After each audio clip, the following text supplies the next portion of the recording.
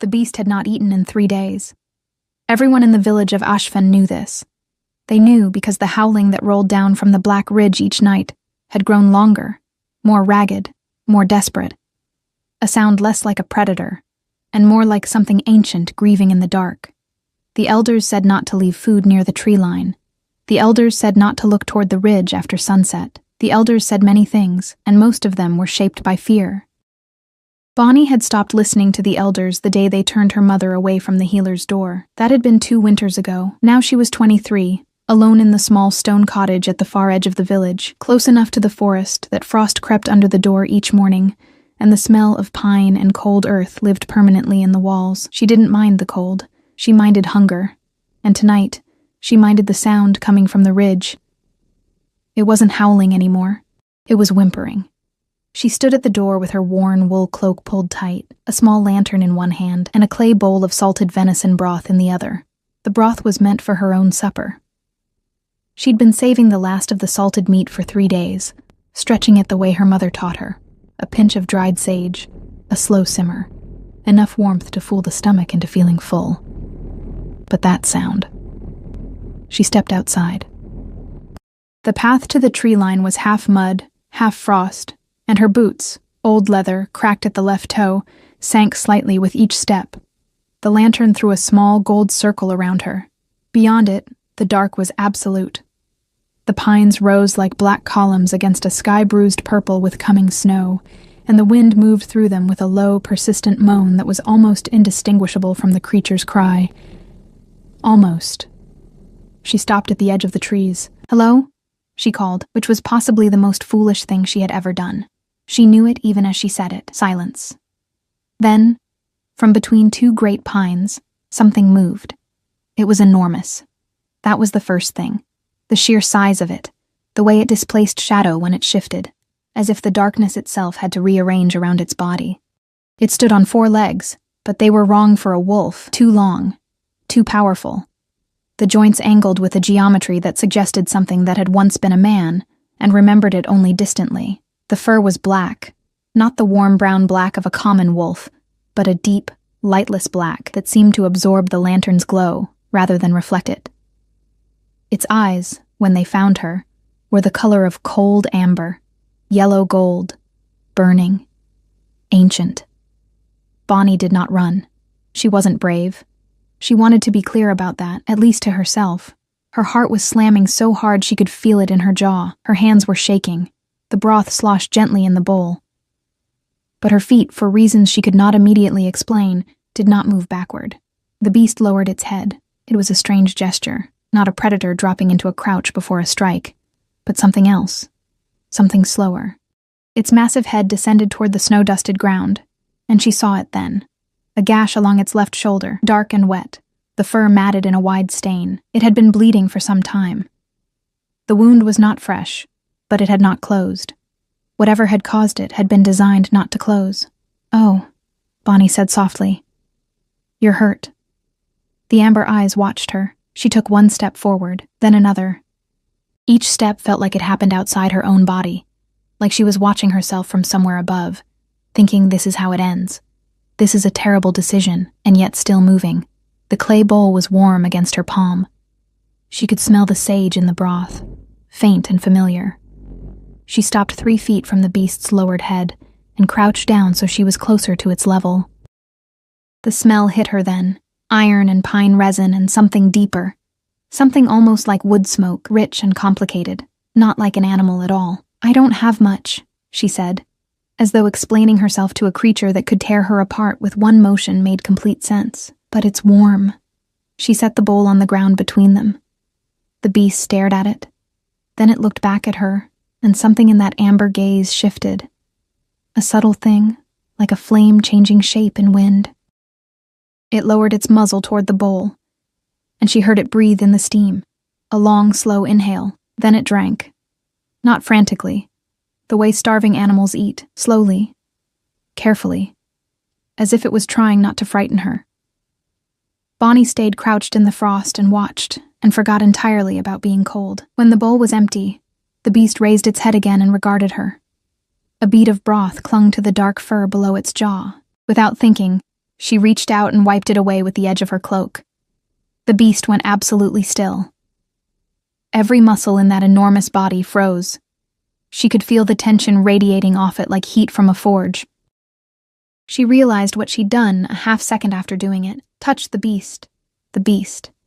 The creature that had emptied 3 villages and was spoken of in every settlement from here to the capital as something between plague and punishment. And she pulled her hand back slowly and looked into those amber eyes and said, "Sorry. Habit." And then, she would spend many nights afterward trying to decide if she had imagined it. The beast's tail moved, a single, slow sweep, back and forth. Just once, Bonnie blinked. Then she heard the horses. They came from the northern road, torches burning orange against the dark, moving fast. 6, 7 riders, their horses armored, their cloaks bearing the silver and black insignia of the crown. Behind them, a larger horse, black as river water, carrying a figure who did not hold a torch. He didn't need one. He sat so still in the saddle, he looked like something carved from the same dark as the forest, and yet she could feel the authority radiating off him from 50 yards away, a pressure in the air like weather about to break. The riders drew up short at the tree line. One of them shouted something, a command, sharp and practiced, and 2 men dismounted and raised crossbows. At the beast, which was still sitting 6 inches from Bonnie's knees. "Stand away from it!" the rider nearest her shouted. "Move away now, woman, or we cannot guarantee—" "Lower your weapons." The voice came from the large black horse. It was not loud. It didn't need to be. It moved through the cold air like a stone dropped into still water, and every man who heard it went quiet and did what it said without appearing to think about it first. The crossbows dipped. The soldiers straightened. The figure on the black horse walked his mount forward, slowly, until the torchlight caught him. He was not what she expected. She had heard descriptions of the Alpha King. Everyone had. They varied wildly depending on who was telling them, ranging from a warlord 7 feet tall with iron teeth to a cold-eyed politician who'd never drawn his own sword. The truth, she saw now, was something else entirely. He was tall, yes, wide through the shoulders, wearing a dark riding coat over leather and chainmail, no crown visible, no visible ornamentation, except a single iron ring on his right hand. His face was all hard angles, a jaw like it had been cut from the same stone as the ridge above them, dark hair pushed back from his forehead by the wind. But his eyes... He was looking at her, then looking at his beast, then looking at her again. And in his eyes, those cold, dark, impossible eyes, she saw something she had not expected to see there. She saw confusion, genuine, unguarded, almost helpless confusion. "It let you touch it," he said. Not an accusation, not quite a question, something between. Bonnie stood up slowly from her crouch, brushed frost from her cloak, and looked at the Alpha King of the entire northern realm, across 3 feet of frozen mud and a now empty clay bowl. "It was hungry," she said, "and hurt. I had broth." He stared at her. Behind him, one of his soldiers had the expression of a man watching someone calmly inform a thunderstorm that it was being inconvenient. "No one touches the beast," the Alpha King said. His voice was very level. "No one approaches it. No one." "It wagged its tail," Bonnie said. Silence. "The beast," he repeated slowly, "does not wag its tail." She picked up her empty bowl from the frozen ground. "Well," she said, "it did for me." The Alpha King's name was Leander, and he did not bring people to his fortress. This was not a preference. It was a rule, the same way the rotation of the guard was a rule, the same way the treaties with the Eastern Pacts were rules, structures built around a center that needed protecting. His fortress, Greyvale, sat 3 hours north of Ashfen on a plateau of black rock above the tree line. And in the 11 years since he had taken the crown, no civilian had passed through its iron gates without either a diplomatic purpose or a death sentence. Bonnie had neither. She had a clay bowl, cracked boots, and apparently the ability to make the most dangerous creature in the known world wag its tail like a hound greeting its master after a long day. And so, against every rule he had built, Leander brought her north. She sat across from him in the enclosed carriage. He had given her the carriage. He rode alongside it on horseback. which she didn't understand until much later, wrapped in a heavy wool blanket that smelled of leather and horses and something faintly medicinal. Outside the small window, the forest moved past in darkness. The pines pressing close to the road, their branches heavy with snow that hadn't fallen yet but promised to before morning. She could hear the beast moving alongside them in the dark, not visible, but present. Its footsteps a soft, rhythmic crush in the frost just beyond the tree line. She watched the window and thought about her empty cottage and the door she had left unlocked, which no longer seemed like a significant concern. When they arrived, Greyvale announced itself first as sound. The wind changed character against the stone walls, a low, resonant moan, a different frequency than the open forest. Then it came into view, massive, dark, built without ornamentation, every wall saying the same thing: nothing gets through. The gates were iron and old, the kind of old that had its own gravity. 2 guards stood at the top of the entrance arch, and they didn't call out a greeting or a challenge. They just opened the gates in silence. Inside, a woman was waiting. She was somewhere past 50, with gray-streaked hair pulled severely back, and an expression that had clearly been set to skeptical some years ago, and not adjusted since. She wore a plain dark dress and a ring of keys at her hip that clinked softly when she walked. Her eyes swept over Bonnie the way a merchant's eyes sweep over goods of uncertain provenance. "This is Marin," Leander said, dismounting. He handed his horse to a groom without looking. "She oversees the household. She'll show you to rooms." "Rooms," Marin repeated, the word managing to contain an entire argument. "Marin." 1 syllable, but the woman pressed her lips together and turned to Bonnie with the expression of someone performing courtesy through an act of considerable will. "This way," she said. Bonnie followed her through corridors of cold gray stone, past torches that burned in iron brackets, past tapestries so old their colors had gone soft and uncertain. The fortress smelled of wood smoke and tallow, and the faint mineral cold of old rock, and under all of it something else. A wildness, a trace of forest brought inside, as though the beast had walked these halls enough times to leave itself in the walls. The room she was given was small but not unkind. A narrow bed with heavy blankets, a fireplace already burning, a window that looked out onto nothing but black rock and sky. Marin set a candle on the table beside the bed and turned to leave. "Why does he want me here?" Bonnie asked. Marin stopped, didn't turn around immediately. When she did, the skepticism in her face had shifted slightly. Not softer exactly, but more complicated. "The beast," Marin said, "has been wounded for 9 days. The wound was made with a cursed blade. It will not heal." She paused. "The king has not slept in 9 days." Bonnie looked at her. "Our healers cannot get close enough to treat it," Marin continued. Her voice was flat, informational, but her hands, Bonnie noticed, had closed around the ring of keys, tight. "The beast allows no one near. It has refused food. It has refused water. It has been—" She stopped. Started again. "In pain. For 9 days. And the king cannot separate himself from that pain for long enough to think clearly about anything at all, because the beast is part of him," Bonnie said quietly. Marin looked at her sharply. "You know what he is. Everyone knows what he is. They just don't say it to his face." A silence. Then Marin said, "He believes you may be able to approach it, to help it accept treatment. That is why you are here." The keys clinked softly as her grip shifted. "That is the only reason." She left.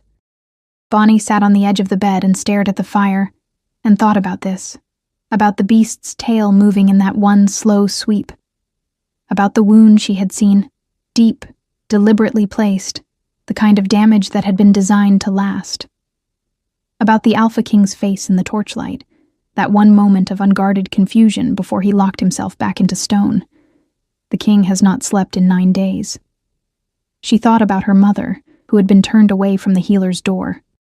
She thought about what it felt like to watch something suffer and have no way to stop it. She lay back on the bed without undressing and listened to the wind against the rock walls, and somewhere below, in some deep courtyard or chamber she had not yet seen, she heard the beast shift and settle, a sound like boulders rearranging, and then go still. She found it the next morning by following the cold. The courtyard at the back of the fortress was open to the sky, surrounded on 3 sides by high stone walls. and open on the fourth to a sheer drop above the valley below. Snow had fallen in the night and lay in a clean, undisturbed sheet across the stones. In the center of this white silence, the beast lay curled with its chin on its forelegs, the wound on its shoulder dark and angry against the black fur. It heard her before she reached the archway. Its head came up. Those amber eyes found her immediately. Not startled, she noticed. Not threatened. Just aware. Watching. She walked toward it the same way she had the night before. Slowly. No sudden movements. She'd brought something from the kitchen, having found the cook more willing to help her than Maren had been. A clay pot of rendered tallow and dried yarrow, a healer's preparation she'd learned from her mother. Not a cure for cursed wounds, but something that could ease the tissue around them, reduce the heat, encourage the body to do what cursed things tried to prevent. She sat down in the snow beside the beast without being invited. "Hello again," she said. The amber eyes blinked slowly. "I'm going to look at that shoulder," she told it. "You can say no, but I hope you won't, because it looks like it hurts." She reached out and placed her hand flat against the unwounded side of its neck, the way she had seen her mother lay hands on frightened animals, pressure first, warmth first, so the body understood the intention before anything else happened. The beast exhaled, a long, slow breath that condensed in the cold air. Its muscles, which had been coiled under her palm, eased. She moved her hand along its shoulder, approaching the wound. "What is she doing?" The voice came from behind her. She didn't turn around. "Introducing myself properly," she said. A pause. Then the sound of boots in snow, and Leander came into her peripheral vision, stopping about 10 feet back. He was dressed more plainly than the night before. No riding coat, only dark wool and leather, his dark hair disheveled in a way that said he had not in fact slept. His arms were crossed over his chest, and his face was doing a remarkable job of showing nothing whatsoever, which she was beginning to understand meant something was happening beneath it that he didn't intend to show. "You should wait," he said. "I'll have the healer bring—" "The healer can't get close enough," Bonnie said. She'd reached the wound now. Up close it was worse than she'd thought. The flesh around it wrong somehow, gray at the edges, as though whatever curse lived in it was slowly consuming the tissue outward. She kept her touch light. The beast's breath quickened slightly, then steadied. "I can. So I'll go first, and then the healer can follow." She looked at the wound carefully. What kind of blade was it? A silence. "That depends on who you ask," Leander said. His voice had changed. Something careful in it now. She looked up at him then, the first time she'd looked directly at him since the road. "Then I'm asking you," she said. He looked back at her across the snow, the sleeping fortress rising behind him, the gray winter sky pressing down on all of it. And for a moment she saw it again, that thing in his face that didn't fit the stone and the authority and the iron gates. Something tired. Something that had been carrying weight for longer than 9 days. "It was made to hurt both of us," he said finally. "Whoever made it wanted the beast to suffer slowly. Because when the beast suffers, He stopped. "You feel it," Bonnie said quietly. He didn't answer, but he didn't deny it either. She turned back to the wound and opened the clay pot, and the smell of yarrow rose sharp and green into the cold morning air. And the beast pressed its enormous head against her knee, like it had known her all its life. Behind her, she heard Leander go very still. Maren did not trust her. Bonnie had understood this from the first night, from the way the older woman had set the candle on the table with the precision of someone performing a task they resented. But distrust, in Bonnie's experience, was not a wall. It was a door that hadn't been opened yet. And so she did not push. She watched, and she learned the shape of it. Maren had been at Greyvale for 30 years. She had served under Leander's father, a man whose name was spoken in the fortress with a particular quality of silence. Not reverence, not grief, but something more complicated, the silence of people who had witnessed things they had decided collectively not to revisit. She had watched Leander take the crown at 19, had watched him build the rules and the distances and the iron structures that now defined the place, and she had arranged herself within those structures, with the loyalty of someone who believed in the walls because she remembered what the alternative looked like. A young woman from the village edge who made the beast wag its tail was not part of any structure Maren recognized. This became apparent on the third morning, when Bonnie came down to the kitchen before dawn and found Maren already there, sitting at the long wooden table with a cup of something hot, in the particular stillness of a person who has been awake for hours. "You're treating the wound again today," Maren said, not a question. "Yes." Bonnie moved to the fire and held her hands near it. The kitchen was the warmest room in the fortress, and smelled of wood smoke and old bread and dried herbs hanging in bundles from the rafters. Rosemary, thyme, something bitter she didn't recognize. "The gray is receding. Another 2 or 3 days and the tissue should start closing." Maren looked into her cup. "You know cursed wound treatment." "My mother knew it. She taught me what she could before she died." A pause. The fire shifted and settled. "What was she?" Maren asked. The question was careful. Not unkind, exactly, but precise in the way of someone who needed accurate information. "A healer," Bonnie said. "A good one. The village didn't think so because she couldn't pay the guild fee, so they wouldn't let her practice formally, but people came to our door anyway, quietly. When the guild's healer was too expensive or too far or too indifferent to come." Maren was quiet for a moment. Then she said, "And when she died, you were left with the cottage at the forest edge because no one else wanted it." "Because no one else wanted me," Bonnie said.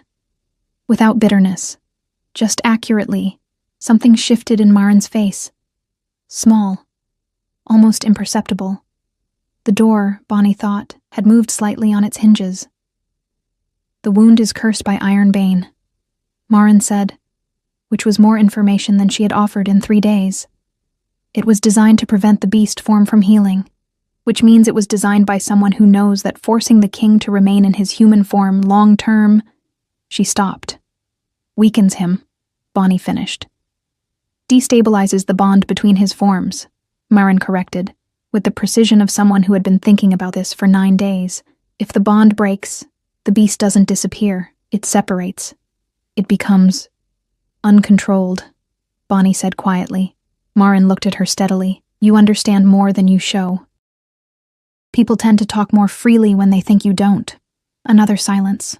This one felt different, less like wariness and more like recalibration. Maren lifted her cup and drank and set it down and said without looking at her, "The yarrow preparation is helping. I can see it in him. He slept 4 hours last night. That is the first sleep he has had since the wounding." Bonnie said nothing. "I am not thanking you," Maren added. "I am stating a fact." "I understand the distinction," Bonnie said.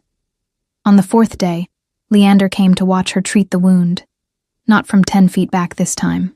He came and sat on the stone bench along the courtyard wall, close enough that she was aware of him without being distracted by him. And he watched with the focused attention of someone cataloging information. The beast, for its part, seemed entirely unbothered by his presence, which made sense, she supposed, given that they were the same being. But there was something odd in watching the man observe his own other form with that particular quality of attention.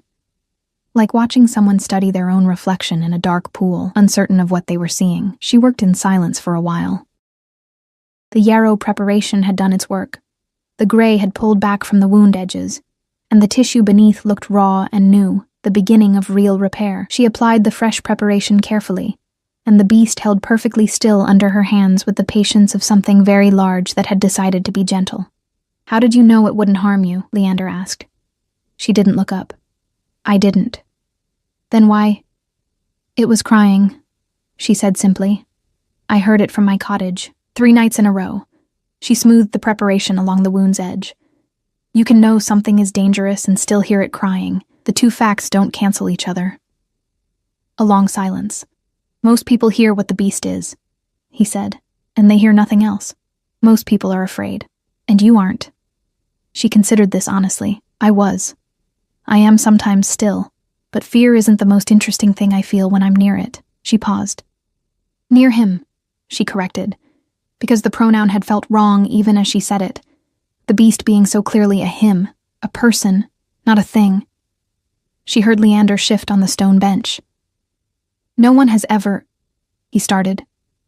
He stopped himself. She waited.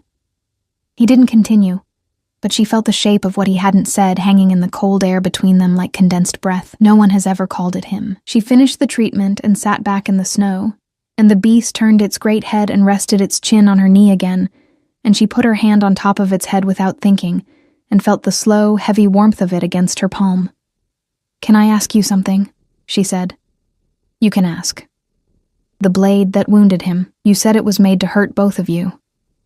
That means someone knew exactly how the bond between your forms works. That's not common knowledge." She looked at him then. "Who did this?" His jaw tightened. The stone expression did its work, but she was beginning to learn the tells, the small things that happened at the edges of it when something landed. The slight hardening around his eyes, the way his right hand, the one with the iron ring, closed slightly. "I have suspicions," he said. "That's not an answer." "No," he agreed, "it isn't." She waited. "There is a council," he said finally, each word chosen carefully, "of 7 lords who govern the outer territories under the crown. 3 of them have wanted the beast gone since before I took the throne. They believe—" He paused. "They believe the beast makes me unpredictable, ungovernable, that a king who carries something wild inside him cannot be fully controlled. And they want a king they can control. They want a king they can replace." The word landed flat and cold as a stone on ice. She looked at him, really looked, the way she had been careful not to do too directly, because directness with this man felt like standing too close to a fire that didn't know its own heat. He was watching her watch him, and for once he didn't look away, and he didn't put more stone into his face. He looked tired, profoundly, structurally tired, the kind that sleep didn't entirely fix, because it wasn't made of sleeplessness, but of years. "How long have they been moving against you?" she asked. "Since the beginning," he said. "But it has become more direct." The blade was a message. His voice was very level. "They wanted me to know they could reach the beast, that they have someone with enough knowledge to strike at the bond itself. Someone inside the fortress," Bonnie said. The courtyard went very quiet. She hadn't meant to say it. Or rather, she had meant to think it, had been building toward it slowly since Marin's words that morning about Ironbane and the specificity of the wound's design, the kind of specificity that required proximity and patience and time. But she had said it aloud, and now it was in the air between them. And the beast had raised its head from her knee and was looking at Leander with those amber eyes that contained his own intelligence, looking back at itself. Leander held her gaze. "Yes," he said quietly. "And you don't know who." "I have suspicions about that too." Also, not an answer. The ghost of something moved across his face. Not quite a smile, but in the territory adjacent to one, which on that particular face felt significant. "You are very direct," he said. "You are very evasive," she returned.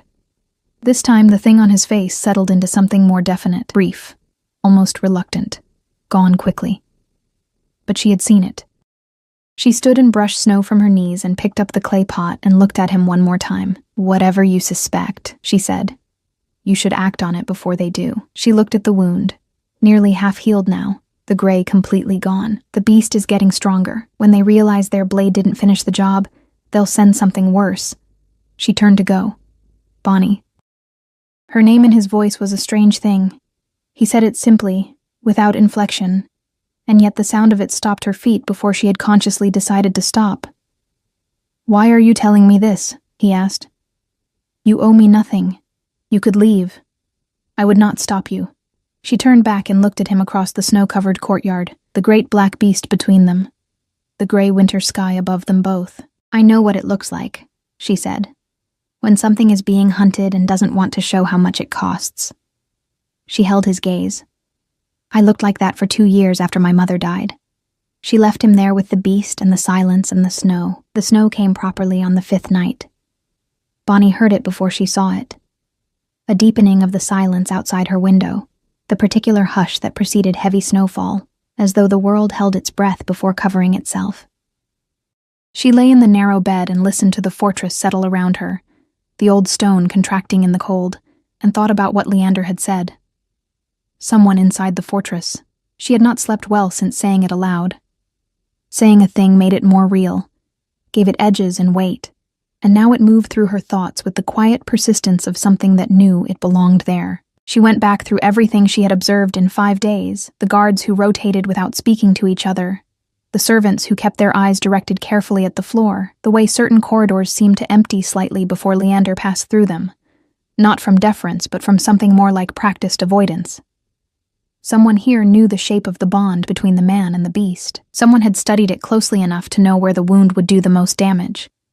That required time, patience, access. She turned onto her side and watched the snow begin to fall past the window, slow and thick, each flake catching the faint gray light before disappearing below the sill. The fire had burned low.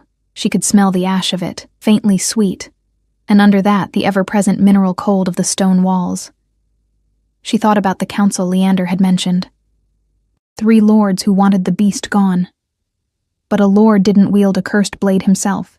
He sent someone, and that someone had to be positioned close enough to use it, close enough to know when the beast was alone, close enough to know the specific vulnerability of Iron Bane against the bond.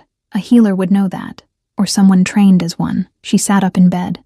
She found Leander in the east corridor before dawn. This surprised her. She had not expected to find him at all, had been moving through the fortress with the vague intention of thinking more clearly while walking, which had always helped her mother work through difficult problems. But there he was, standing at a narrow window at the corridor's end, looking out at the snowfall with his arms crossed and his back to her, wearing the same dark wool as the day before, and looking for all the world like a man who had not moved from that spot since yesterday. "You didn't sleep again," she said. He turned. He did not look startled. She suspected very little startled him. But there was a quality of attention in his gaze that suggested he had not heard her coming, which she thought probably bothered him. 4 hours, he said. "That's not enough. It was more than I had before." He looked at her steadily. "Why are you awake?" "I was thinking." She moved to stand beside him at the window. The snow outside was deep now, the courtyard below them buried in it. The black rock of the plateau beyond the walls softened and made strange by the white. "About your healer." A pause. "What about him? How long has he been here?" Leander's expression didn't change, but she felt the stillness that moved through him, the kind that wasn't calm, but was calm's more dangerous cousin. 7 years, he said, and before that? He came from the Eastern Territories. Trained under a guild physician in Caldenmere. He paused. Why? Because whoever made the Iron Bane blade had healer's knowledge, she said. Specific knowledge. The kind that comes from years of studying the bond between an alpha's forms. That's not something a lord's hired knife would know. It's something a practitioner would know. She looked out at the snow. And because your healer has been trying to treat the wound for 9 days without success, which could mean the curse is beyond his skill. Or it could mean he already knows it's beyond his skill, because he designed it that way. The silence stretched. That is a serious accusation, Leander said. I know. Based on inference. Yes. She looked at him. Am I wrong? He didn't answer immediately. He looked out at the snow for a long moment, and she watched his profile.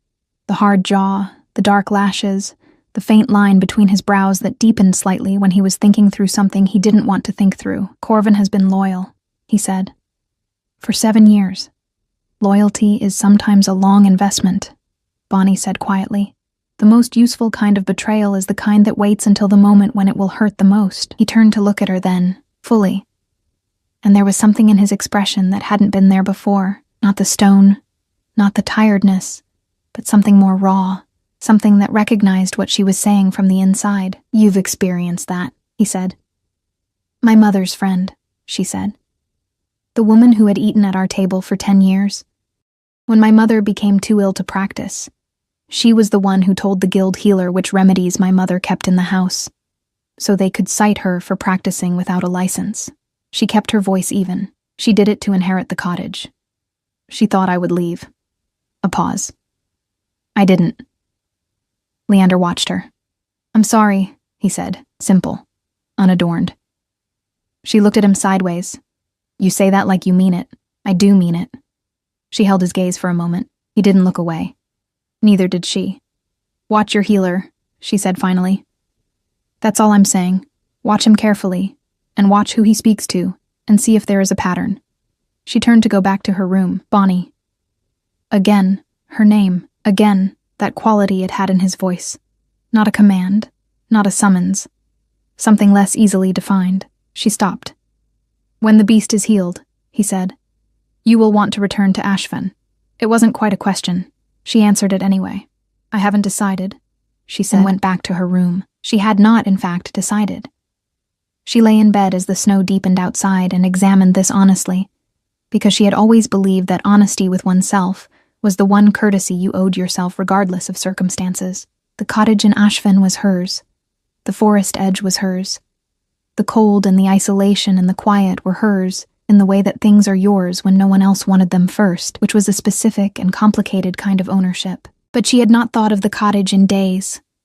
She had thought of the wound, and the beast's slow recovery, and the particular weight of the beast's head against her knee. She had thought of Myron's keys, and the sound they made when the old woman's grip tightened. She had thought of Leander at the window in the pre-dawn dark, carrying the weight of an entire realm and 9 days without sleep, and the knowledge that someone close to him had designed his suffering with care. She had thought about his voice when he said, I do mean it. She pressed her face into the pillow and told herself to stop.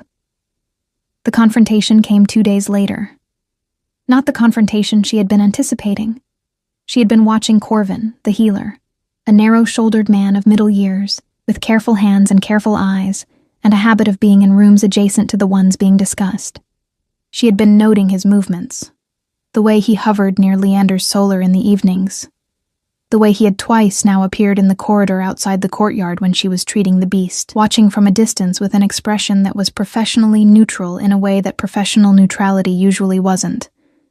She had been building her case quietly, the way her mother had taught her to build anything, foundation first, then walls, then roof, in that order, never skipping. But the confrontation that came was not about Corvin.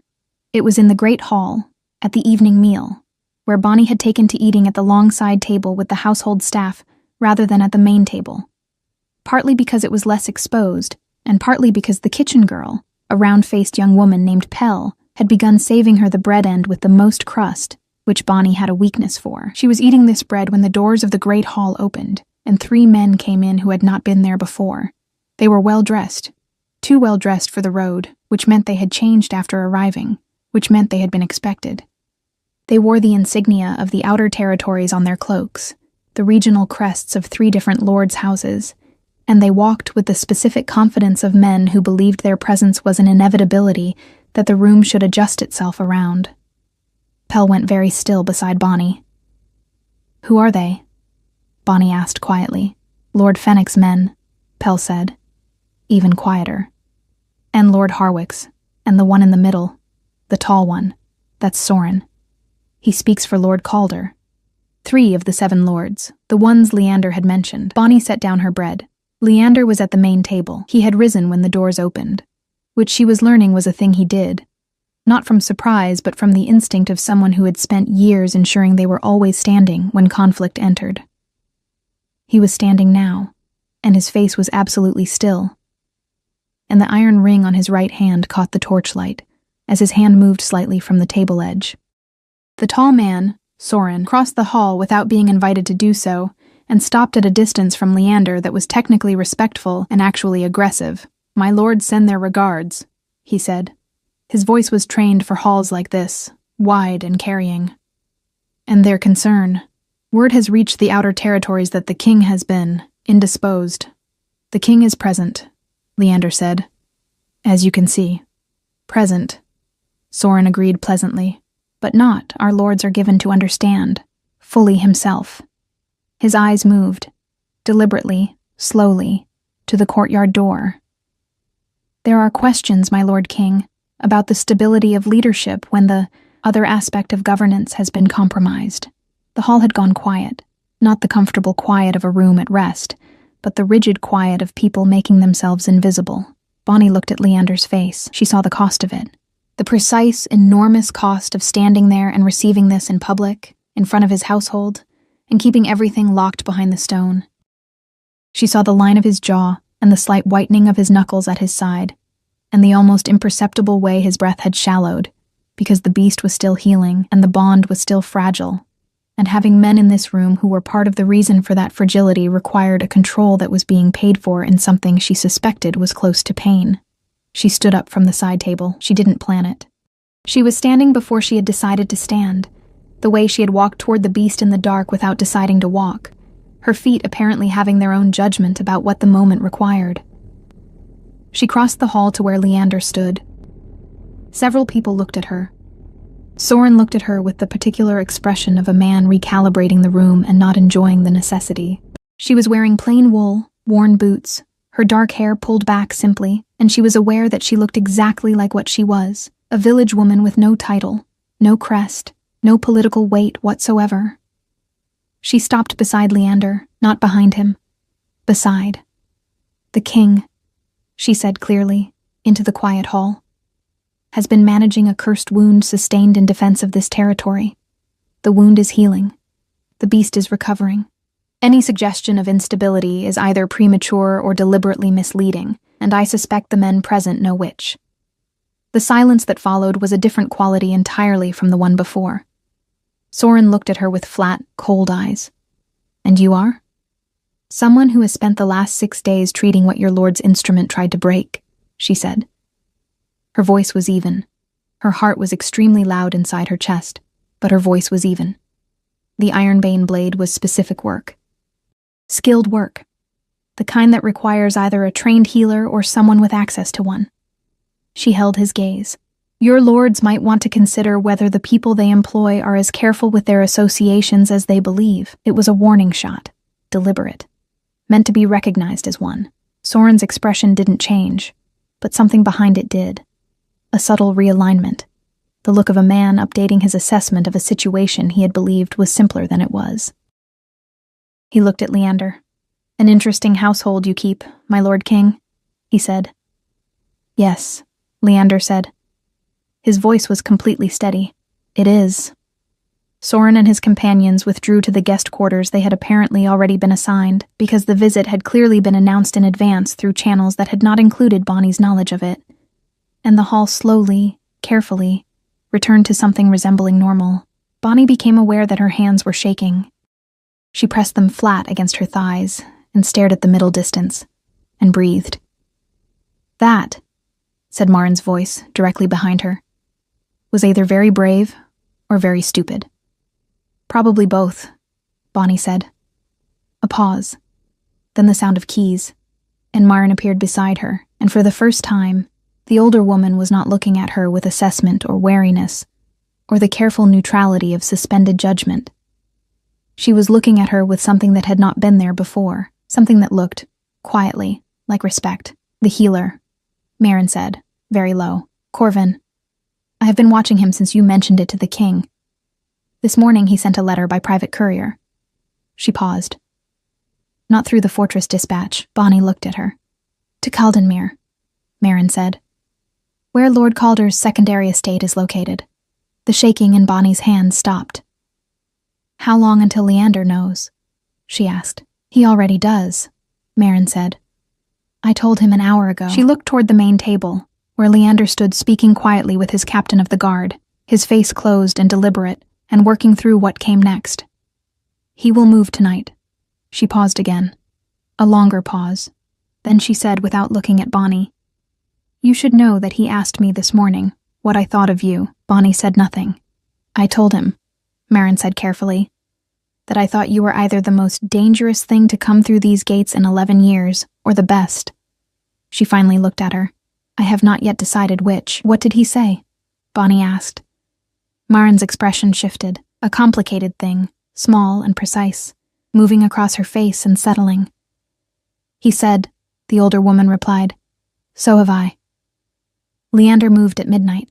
Bonnie knew because she heard it, the controlled sound of boots on stone, the low exchange of voices in the corridor outside her room, the particular silence that followed, which was the silence of men moving with purpose through a place they knew well. She lay still for approximately 4 minutes, and then got up, because lying still had never been something she was good at when something was happening nearby that mattered. She wrapped her cloak around her shoulders and opened her door. The corridor was empty, but not recently so. A torch had been moved from its bracket near the stairwell, which meant someone had taken it. She followed the absence of it down the stairs, and through the lower passage toward the infirmary, which was where she would have gone if she were Leander, and she had just confirmed that the man responsible for the health of her household had spent 7 years building toward a single act of precise destruction. She was right. The infirmary door was open. Warm light spilled through it into the cold corridor. She stopped in the doorway and took in the scene without entering. Corvin was seated, not by choice. 2 of the guards stood behind him, and his posture had the rigid, careful quality of a man who had already tried one thing and been informed clearly that it had not worked. He was somewhere past 40, with the kind of unremarkable face that was easy to overlook in a room, which she suspected had served him well for 7 years. His careful hands were folded in his lap, and his careful eyes were moving between Leander and the middle distance, with the calculation of someone deciding how much of the truth was unavoidable. Leander stood across from him, no guards flanking him. He had positioned himself slightly apart from the others, which she understood now was a habit, the instinct of someone who had learned to keep a certain distance between himself and everyone else, so that when the beast surfaced in his bearing, which it did now, a feral stillness in how he held his body, something that was not quite human patience. It did not frighten his own men. She stepped into the room. Leander glanced at her. One look, brief, and then back to Corvin. He did not tell her to leave. You sent the letter to Caldenmere, Leander said. His voice was quiet, conversational almost, which was somehow more frightening than loud. Corvin said nothing. The courier was one of Lord Calder's own men, traveling under a merchant's papers. He has been using your fortress access for 8 months. Leander tilted his head slightly. How long has Calder had you? A silence. Then Corvin said, You cannot prove... I don't need to prove it to you, Leander said. I need to understand it. Those are different things. Corvin's careful eyes moved to Bonnie. Something in them sharpened unpleasantly. The village woman, he said. She's been talking in your ear for less than a week, and you're dismantling 7 years of... 7 years of what? Leander asked. Still quiet. Still utterly still. Corvin closed his mouth. The blade, Leander said. You designed it. Not a question. Corvin heard the certainty in it, and something in his posture changed. The calculation shifted, and what replaced it was something uglier, a kind of relief, she thought. The relief of a man who has been holding a secret for a very long time and is finally being relieved of the weight of it, even at cost. The bond between your forms is an aberration, Corvin said. His voice had changed. The careful neutrality was gone. And what was underneath it was old and settled. A conviction that had been living in him like a stone in a wall. A king cannot govern with a beast inside him. Cannot be trusted to make clean decisions, to be fully rational, to be controlled, Bonnie said from the doorway. Corvin looked at her. That's what this is, she said. Not concern for governance, not principle. You were sent here to remove what makes him ungovernable, so that the lords who pay your wage could put their hands on the throne. She kept her voice level. The beast isn't an aberration. It's the part of him they can't buy. Corvin's expression moved through something complicated and settled on contempt. What would a village healer's daughter know about? She knows enough, Leander said, quietly. Finally. The room went still. Corvin was taken to the lower cells before the next bell. He went without further words, which was its own kind of answer, the answer of a man who had already said the true thing and had nothing left to negotiate with. The guards withdrew. The infirmary emptied. Bonnie stood by the window and looked out at the snow-covered courtyard below and listened to the fortress settle back into its nighttime silence. She heard Leander behind her. Not his footsteps. She felt him. The way you felt a fire when you turned toward it. A change in the quality of the air. He came to stand beside her at the window, not close enough to touch, but close enough that she was acutely aware of the warmth coming off him. They stood in silence for a moment. Calder will know by morning that Corvin is taken, Leander said. Yes. He'll move the other 2 lords to act quickly. They won't wait now. He paused. This isn't finished. No, she agreed. But it's different now. You know who. That changes what you can do. She looked at his reflection in the dark glass of the window. The hard jaw, the iron ring, the tiredness that was still there, but had a different quality to it now. Less like weight, and more like something that had been put down briefly and not yet picked back up. Send for your loyal lords tonight. The 4 who are not Calder's. Call a formal hearing before Calder can frame this on his own terms. He looked at her reflection. You think like a strategist, he said. I think like someone who has had to be careful with very few resources, she said. It's similar. A pause. Then he said, Stay. She looked at his reflection, and he looked at hers, and neither of them looked at the actual other person, which made it somehow easier to hear clearly. The beast needs you, he said. Then, after a moment, I need you here. Your knowledge, He stopped. Started differently. I am not good at asking for things. I noticed, she said. I am asking now. She turned from the window and looked at him directly. And he looked back. And the distance between them was small, and the fortress was very quiet. And outside, the snow lay over everything in a clean, unblemished sheet. The wound will be fully closed in 2 days, she said. I know. After that, you won't need a healer. That's not why I'm asking. The words landed simply, without ornament, and she felt them do so, felt the specific weight of them settle in her chest, in the way that true things did. She looked at him for a long moment. I'll stay, she said, for now. It was not a grand declaration. It was not a promise of permanence or a resolution of every complicated thing between them. It was honest, which was what she had. And he received it the way she had come to understand. He received things that mattered, without theatrics, without reaching for more than was offered, with a quietness that was its own form of reverence. Thank you, he said. The beast was fully healed on the 7th morning. Bonnie knew before she reached the courtyard. She could feel it in the quality of the silence. Something released, something that had been held taut for 9 days finally allowed to ease. The snow had stopped overnight, and the sky was a hard, clean gray, and the courtyard was white and unmarked when she stepped into it. The beast was standing, not curled and careful and conserving itself, but standing fully, all its tremendous height present, its black fur clean and dry, the shoulder where the wound had been showing only new-grown fur, dense and dark, no trace of gray or damage. It turned when she appeared in the archway, and those amber eyes found her and the tail. She smiled before she could stop herself. The tail moved, back and forth, slow and certain. She crossed the courtyard and put both her hands on its great head and felt it press into her palms. There you are, she said quietly. Behind her, she heard Leander enter the courtyard. She didn't turn around. She heard him stop, and she heard the quality of his silence, which was different from all his other silences. Open, somehow. Undefended. After a moment, she felt the beast shift its attention past her shoulder, and she turned to find Leander standing in the archway and the beast moving toward him, large and unhurried, crossing the snow with a grace that its size should not have allowed. It stopped in front of him and lowered its head, and Leander put his hand on it, a gesture that was clearly old, clearly familiar, but something in it was different now, some tension gone from both of them. The long, painful separation of the wounded days finally over. Bonnie watched them, and felt she was seeing something private, something she was privileged to see. Leander looked up from the beast's head, and found her watching, and did not look away. Lord Calder came with 40 men a week later. He did not come quietly. He came up the north road with banners and armed escort, and the 2 remaining lords beside him, and he came with papers, formal documents citing instability of governance, and requesting a tribunal, the language precise and legal, and built over months.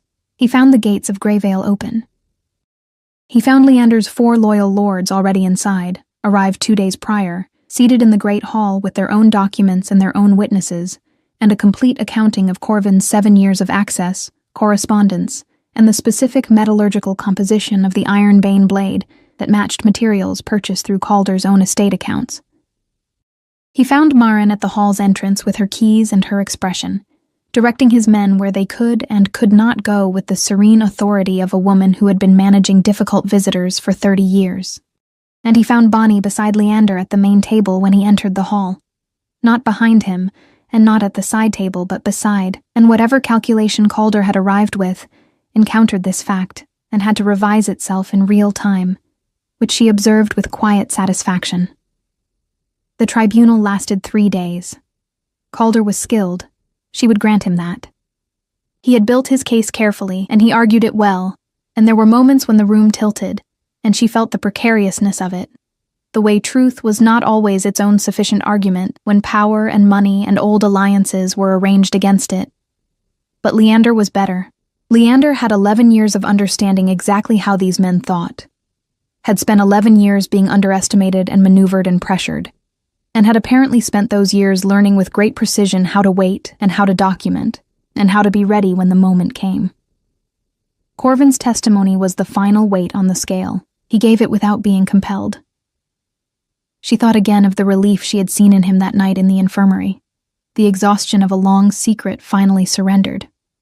He named Calder. He named the other two lords. He named the Courier Network and the Blade Commission and the 7-year plan to fracture the bond and destabilize the crown.